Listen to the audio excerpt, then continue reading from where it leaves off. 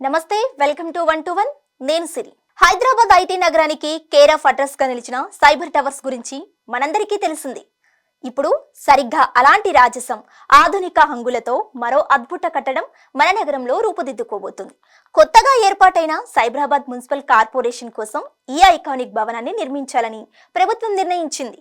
కేవలం ఒక ఆఫీసులా కాకుండా నగరం గర్వించదగ్గ మరో ల్యాండ్ మార్కుగా ఇది నిలవబోతుంది. నగరం వేగంగా విస్తరిస్తున్న నేపథ్యంలో ప్రభుత్వం సైబరాబాద్ మున్సిపల్ కార్పొరేషన్ ను ఏర్పాటు చేసిన సంగతి తెలిసిందే. దీనికి ఒక సొంత భారీ భవనం ఉండాలని అధికారులు ప్లాన్ చేశారు. ఖైతల్లాపూర్లోని 5 ఎకరాల ఖరీదైన స్థలంలో ఈ పరిపాలనా భవనాన్ని నిర్మించనున్నారు. 8 అంతస్తులతో నిర్మితమయ్యే ఈ బిల్డింగ్ నగర అభివృద్ధికి ఒక కొత్త చిహ్నంగా మారుతుందని అధికారులు భావిస్తున్నారు. దీనికోసం దాదాపు 200 కోట్లతో ఇంజనీర్లు ఇప్పటికే ప్రతిపాదనలు సిద్ధం చేశారు.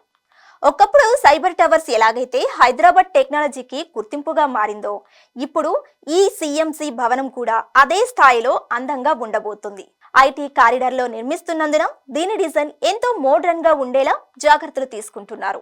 ఇక 8 అంతస్తుల ఈ భవనంలో green building concept, solar power మరియు అధునాతన సౌకర్యాలు ఉండనున్నాయి.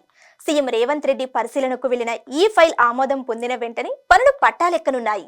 ఐటీ ఉద్యోగులు, ఆ పరిసర ప్రాంతాలలో ఉండే ప్రజల సౌకర్యం కోసమే ఈ కేంద్రాన్ని ఖైతల్లాపూర్లో నిర్మిస్తున్నారు.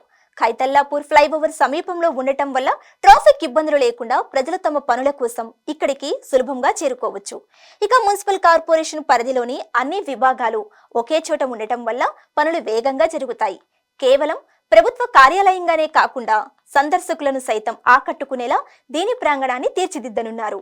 హైదరాబాద్ అంటేనే చారిత్రక కట్టడాలు, ఆధునిక భవనాల మేళవింపు. ఈ కొత్త సైబర్ టవర్ లాంటి భవనంతో భాగ్యనగరం మకుటంలో మరో కలికితురాయి చేరబోతుంది. 200 కోట్ల భారీ వ్యయంతో నిర్మించే ఈ భవనం పూర్తయితే సైబరాబాద్ ప్రాంతపు రూపురేఖలే మారిపోతాయి. ప్రజల అవసరాలను తీరుస్తూనే నగరం యొక్క ప్రతిష్టను పెంచేలా ఈ ప్రాజెక్ట్ ఉండబోతుంది. త్వరలోనే ఈ అద్భుత కట్టడాన్ని మనం ప్రత్యక్షంగా చూడబోతున్నాం.